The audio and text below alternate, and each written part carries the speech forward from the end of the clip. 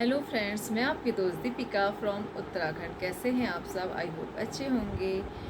कल बच्चों की फरमाइश में हम गए थे KFC। फर्स्ट टाइम गए थे। वैसे मैं जोमेटो के थ्रू मंगाती रहती हूँ। मेरे अलावा पापा जी और बच्चे नॉन वेजिटेरियन हो गए हैं, पापा तो थे ही।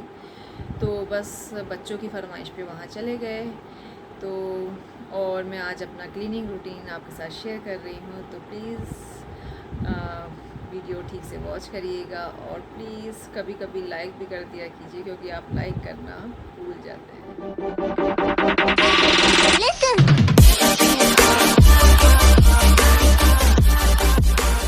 बस अब सोच रही हूँ कि आज रक्स वगैरह धो देती हूँ।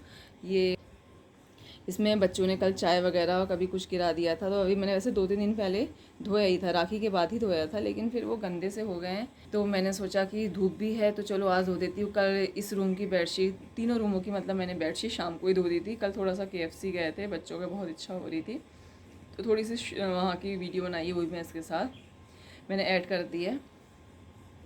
तो बस अब डेली रूटीन चलता है। डस्टिंग वगैरह मैंने एक ही रूम की करी है, थोड़ा लेट हो ही गई थी, सुबह उठने का मन नहीं कर रहा था। इन्होंने कहा उठ जा, तब जाके उठी। तो बस अब चाय बनाती हूँ, इनके लिए कॉफ़ी बनाती हूँ। ये छोड़ने गए हैं स्कूटी से बच्चों को, अगर ज़िद कर रहा था कि आज स्कूल में लेने आना, जल्दी आ जाना। अब देखती हूँ, मन हुआ तो जाऊँगी लेने के लिए। अब स्कूल भी इतना दूर पड़ता है, DPS पूरा स्कूटी से आधे घंटे से ऊपर लग जाता है जाने में। पता नहीं जाती हूँ नहीं जानती हूँ, फिर नाराज़ भी हो जाता है कि मम्मी ने कहा था, वादा करा था और आई नहीं। अब देखते हैं क्या करती हूँ। तो चलिए फिर मिलती हूँ आपसे थोड़ी देर में। और 5 बजे से मेरा आज रूटीन स्टार्ट हो गया था। कभी 4:30 बजे, जैसे राजमा वगैरह बनाने होते हैं, मसाला वगैरह नहीं भूनना, तो मुझे 4 बजे भी उठना पड़ता है। और अरहर की दाल वगैरह जब बनानी होती है तो 5 बजे से मेरा काम हो जाता है। टॉयलेट वगैरह मैंने हार्पिक से सब साफ़ कर दी हैं, वॉश बेसिन वगैरह है वो भी हार्पिक से साफ़ कर दिया है। और बस पहले ही मैं सोच रही हूँ चाय जो बनाऊँ, पहले नहा जो लूँ, कुछ कन्फ्यूज़न सा हो रहा है। तो चलिए फिर पहले चाय ही बना लेती हूँ, क्योंकि मन कर रहा है। टटास जैसी लग जाती ना चाय की, जिसकी आदत पड़ जाती तो गला क्या कहते हैं, सूख जैसा जाता है। वैसे मैंने एक बार सुबह सुबह 5 बजे पी ली थी थोड़ी सी चाय, लेकिन फिर मन कर रहा चाय की, मैं शौकीन हुई। तो फिर मिलते हैं ब्रेक के बाद। लगभग सारी रग मैंने पहले ही धो दी थी, खाली ये बच्चे आए हैं। बच्चों ने कुछ ना कुछ बच्चे गिरा देते हैं हर दूसरे तीसरे दिन। एक्चुअली जब मैं बिछा देती हूँ तो ठंडा ना लगे। थोड़ा वेदर तो चेंज हो ही रहा है, कभी बारिश हो जा रही है, कभी गर्म हो जा रहा है, लेकिन आज अच्छी धूप आई थी तो मैंने कहा आज अच्छा मौका है, इनको धो देती हूँ। तो बस वो धो चुकी हूँ, ये लास्ट है वो, बस मैं धोती हूँ। फिर उसके बाद यहाँ जो बाहरी आंगन है ये अच्छे से धो देती हूँ, क्योंकि सर्फ का पानी हो ही गया है तो अच्छे से साफ़ हो जाता है। ये मैंने सारी रक्स धो दी हैं। अब मिस्टर प्रदीप पंत हेल्प कर रहे हैं रखने में, क्योंकि बहुत भारी हो जाती हैं पानी से बहुत हैवी हो जाती है, तो मैं अकेले नहीं कर पाती, तो इन चीज़ों में मेरी हेल्प करनी पड़ती है। कभी कभी तो यही धो देते हैं, लेकिन मैंने कहा चलो आज मैं धो देती, तुम इधर डाल दो। अब यहाँ पर पूरा साफ़ कर देती हूँ, क्योंकि थोड़ा सोप का भी पानी हो गया है। और सीढ़ियों में मैंने पोछा मार दिया है। इधर ये डोरमेट धोती हूँ और यहाँ की धुलाई अच्छे से कर देती हूँ। ये चादरें सूख चुकी हैं, मैंने रात को धो दी थी है। मैं थोड़े कपड़े शाम को धो देती हूँ, कपड़े धोने मुझे बड़े पसंद हैं। और ये बात अलग है, वॉशिंग मशीन में ही ज़्यादा धोती हूँ, कभी कभार हाथ से धोती हूँ। रग्स कालीन वगैरह होती है वो भी हाथ से धोती हूँ, या जैसे पार्टी वेयर ड्रेसेस होती हैं उनको हाथ से। अब इनको मैंने डबल बेड में जो बॉक्स है उसमें डाल देती हूँ, वो भी बना रखा है मैंने। चादर रखने अभी संख्या बहुत है चादरों की, तो इसलिए उसमें ही डालती हूँ, वरना आ नहीं पाते। और जो कपड़े धोए थे वो भी सूख गए हैं, और एक बार ही कपड़े में धो चुकी हूँ, स्पिन कर दिए हैं। और फिर उसके बाद मैं उन्हें बाहर डाल देती हूँ।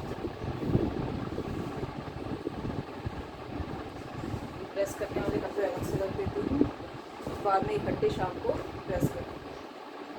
दिन भर काफ़ी काम हो जाते हैं घर में, जबकि मम्मी जी बहुत हेल्प करती हैं, ऊपर पसंदी भी आती है, उसके बाद भी अच्छा खासा काम हो जाता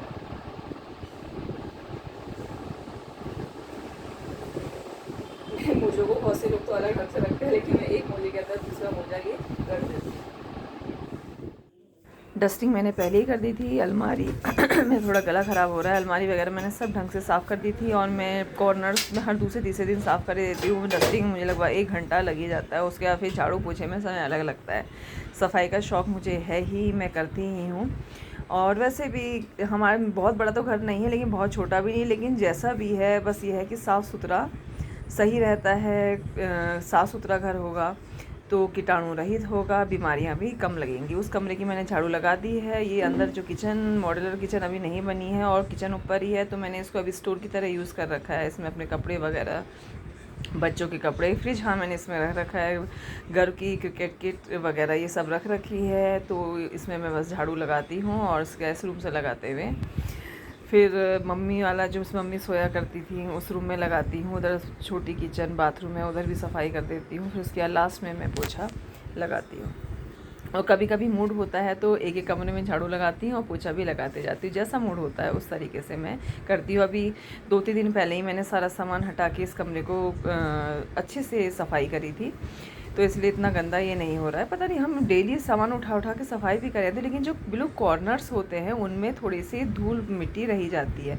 कभी बच्चे चॉकलेट वगैरह खाते हैं तो वो जो चॉकलेट है उनके रैपर से वो किनारे पे हो जाते हैं, पता नहीं चलता, कितना हाथ डाल के निकालो तो उसके लिए जो बेड वगैरह है वो सरकाना ही पड़ता है। अब इस रूम में आ गई हूँ। इसमें वैसे सब खुला सा ही है और थोड़ा जो बेड है ऊंचा ही बना रखा है, जिससे कि आराम से हाथ डाल के झाड़ू पोछा आराम से लग जाए। तो बस इसकी शू रैक भी मैंने 2-3 दिन पहले ही साफ़ करी थी, क्योंकि झाड़ के भी रखो लेकिन बच्चे ऐसे ही रख देते हैं। तो कुछ शूज़ बाहर भी रखे हैं, रैक बाहर भी है, लेकिन ये कवर्ड वाली है। तो मैं इसमें जो मेरी सैंडल्स वगैरह हैं, जो थोड़े अच्छी सैंडल्स हैं, वो सब मैं इसमें रख देती हूँ। और जब सामान हटा के सफाई करनी होती है तो मेरे हस्बैंड मेरी हेल्प करते हैं, अकेले मैं नहीं कर पाती। जो लाइट चेयर्स वगैरह ये तो उठा लेती हूँ, लेकिन जब बेड सरकाने का नंबर आता है ना, क्योंकि बेड में इतना सामान रखा हुआ है, मैं अकेले नहीं सरका पाती, बहुत भारी हो जाता है। तो इन्हें मेरी हेल्प करनी ही पड़ती है, क्योंकि मैं निकालना नहीं चाहती हूँ बेड से सामान, तो फिर ये मेरी हेल्प करते हैं। बस झाड़ू लग चुकी है सब जगह, और मैं मोस्टली ये स्टिक वाला ही जो मॉप है ये यूज़ करती हूँ। कभी होता है दिन में मन कर दिया, जैसे बच्चों ने कूड़ा कर दिया तो फिर मन नहीं मानता है, तुरंत मैं पोछा लगाती, तब मैं हाथ से पोछा लगा देती, वरना क्योंकि ये जो स्टिक वाला मॉप है ये आराम से बेड के नीचे भी चला जाता है, तो मैं तब मोस्टली इसी को यूज़ करती हूँ। बस मेरा झाड़ू पोछा निपट गया है। अब मैं डाल देती हूँ कपड़े जो मैंने स्टैंड से हटा दिए थे। अपना थर्ड दरवाजे से घुसते हैं अंदर और कपड़े मेरे एक बार के धुल के स्पिन हो चुके हैं। अब इन कपड़ों को डाल देती हूँ, फिर आगे का काम करते हैं।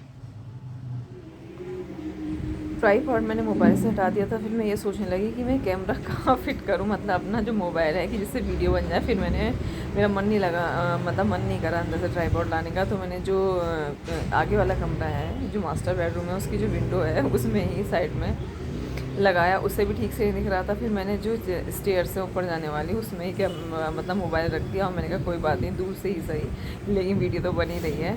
तो फिर मैं कपड़े डालने लगी। बस थोड़े से ही कपड़े थे, बच्चों के थे और पापा जी मम्मी जी के थे, क्योंकि मैंने शाम को तो धो ही दिए थे।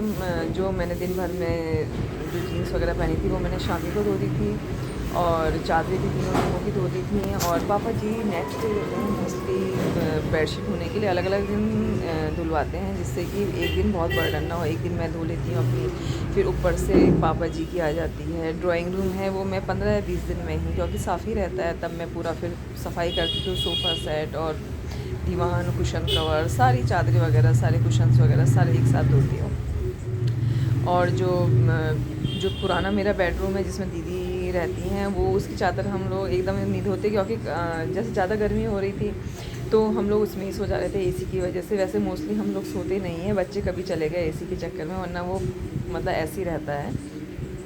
थोड़े बहुत अलमारी मेरे कपड़े रखे हुए हैं, उसमें भी जो थोड़े लूज़ हैं, जैसे पहले मैं बहुत मोटी थी तो वो एक्सरसाइज के हैं, वो उसमें काफ़ी रखे हुए हैं कपड़े। अभी तक मैंने दिए भी नहीं हैं, क्योंकि कभी होता है फिर से मतलब मोटा पतला रहता है, तो मैंने नहीं दी। क्योंकि जब स्लिम थी तो मैंने बहुत से सूट पहने नहीं थे, और मैंने ऐसे दे दिए थे कि मैं अब कहाँ पतली होंगी, लेकिन मैं फिर घट गई। तो फिर मुझे लगता है मैंने क्यों दे दिए, क्योंकि जो कॉटन के सूट है कभी आउट ऑफ फैशन नहीं होते, वो तो काम आ ही जाते हैं। तो मैंने कॉटन वगैरह के सूट जो लूज़ भी हैं वो अभी ऐसे ही रख रखे हैं। तो और जो भैया हैं, भैया अपनी मर्ज़ी से लेते हैं। मंदिर का कमरा जिस दिन मैं साफ़ करती हूँ उस दिन मैं फिर उसमें भी सोफ़ा रखा हुआ है मम्मी जी के पुराने टाइम का, तो उसके कवर और चादर वगैरह एक साथ साफ़ कर देती हूँ।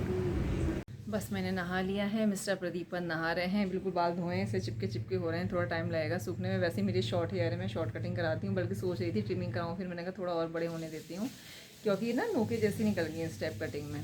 मैं थोड़े छोटे रखती हूँ, अब देखती हूँ जब कटिंग कराती हूँ, खाली आगे आके से हल्की सी कटिंग करा लूँगी। और सब्जी में तुरई चढ़ाई है, दाल मैंने बनाई दी थी। तो आज मैंने अपना मॉर्निंग क्लीनिंग रूटीन दिखाया है कि मतलब रग धोने का तो लंबा वीडियो बनाया, लेकिन और मैंने शॉर्ट वीडियो बनाया है। चाहे मतलब ये है ना कि घर छोटा हो या बड़ा हो, बस साफ़ सुथरा होना चाहिए, और अपना घर सबको प्यारा होता है। तो इसी के साथ मैं अपनी वीडियो का एंड कर रही हूँ, फिर मिलती हूँ किसी नेक्स्ट वीडियो में। तब तक के लिए नमस्कार एंड बाय बाय।